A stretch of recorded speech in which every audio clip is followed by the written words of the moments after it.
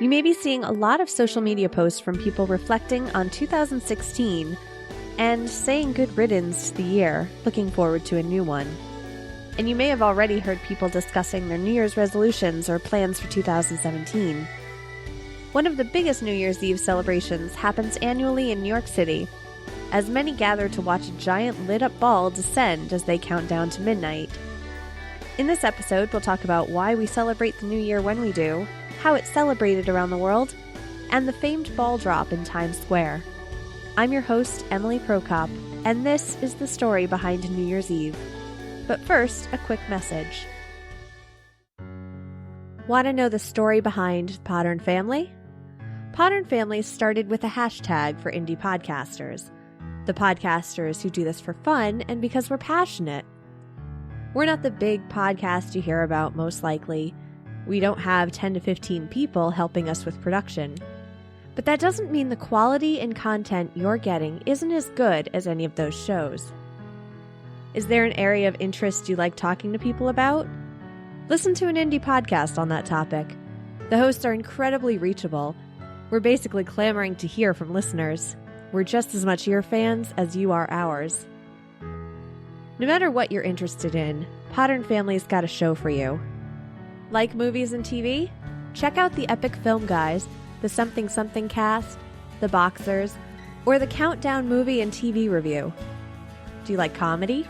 Check out Everyone Has a Podcast, The One Word Go Show, Afterburn 739, Now That I'm Older, Rick and Paul Heal the World, or Off in the Weeds.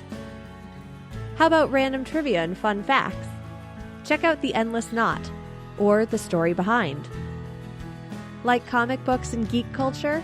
Check out Geek Yogurt Podcast or Little Geek Lost. I could go on, and believe me when I say there are a whole lot more where that came from. But you can find all these and more by searching the hashtag Podern Family on Twitter.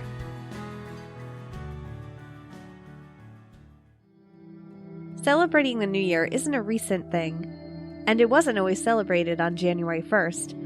But celebrating the cycle of the Earth around the Sun has been a custom as early as 4,000 years ago, when Babylonians would celebrate the first new moon after the vernal equinox in the spring, which involved an 11-day festival called Akitu. Most civilizations followed suit, celebrating the New Year on a date coinciding with either a specific astronomical event or agricultural event, such as the Egyptians celebrating the flooding of the Nile every year. It was Julius Caesar who was behind January 1st being celebrated as the first day of the new year. Originally, the Roman calendar consisted of only 10 months, but as you can guess, the dates started to fall out of sync with the Earth's rotation around the Sun. Caesar consulted with astronomers and mathematicians and implemented 2 new months into what would become known as the Julian calendar. Ever wonder where the names July and August come from? July was named for Julius Caesar, and unfortunately, he was only able to enjoy one July in 45 BC, because he was murdered months later on the Ides of March. But that's a story for another podcast. When his grandson Augustus defeated Mark Antony and Cleopatra to become the Emperor of Rome, the month known as Sextilis was renamed August in his honor. Unfortunately, the Julian calendar had fallen out of sync again by the Middle Ages. Because of an extra 11 minutes in every year, a new calendar was proposed by Pope Gregory VIII.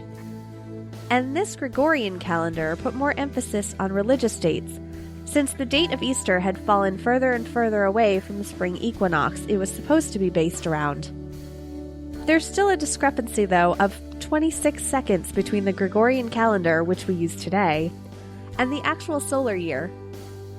The 26 seconds doesn't sound like it would make too much of a difference, but by the year 4909, we will be a full day ahead of the solar year.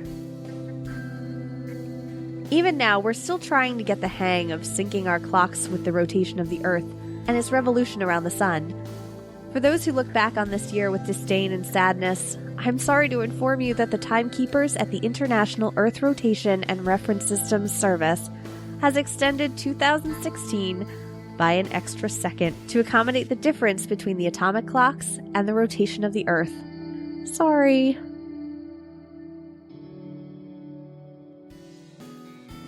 So now that we know the story behind when we celebrate the New Year, let's talk about how it's celebrated.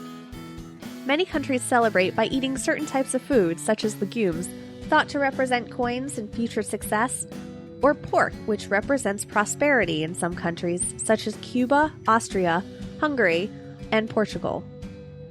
In Sweden and Norway, it's customary to eat rice pudding with one almond hidden inside on New Year's Eve. Whoever finds the almond is said to expect good fortune in the coming year. Although certain areas of the United States have their own food traditions for New Year's, most can agree champagne is the drink of choice to serve that night while watching the giant ball descend into Times Square. But did you ever wonder why we celebrate with a ball of all things?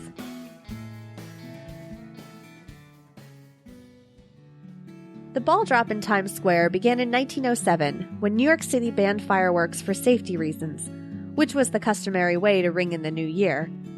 In Greenwich, England, a ball is dropped at the Royal Observatory to signal 1 p.m. for Londoners and ship captains since 1833.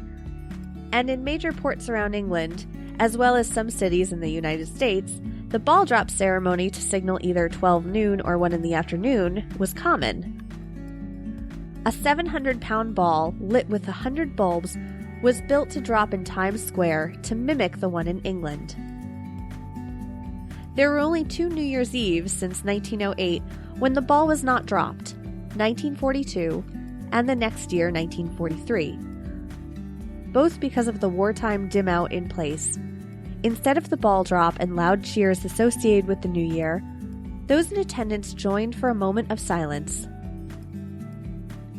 Following the success of the ball drop in Times Square, other cities followed suit. But not all dropped a ball on New Year's Eve. Pickles are dropped in Pennsylvania in the aptly named borough of Dillsburg, and in Tallapoosa, Georgia, possums are dropped. But don't worry, on the event's webpage, thepossumdrop.com, it's made clear that it's not a real possum, it's stuffed. In Brasstown, North Carolina, though, a real possum is dropped. Well, not so much dropped as it is gently lowered, then set free, causing no harm to the marsupial.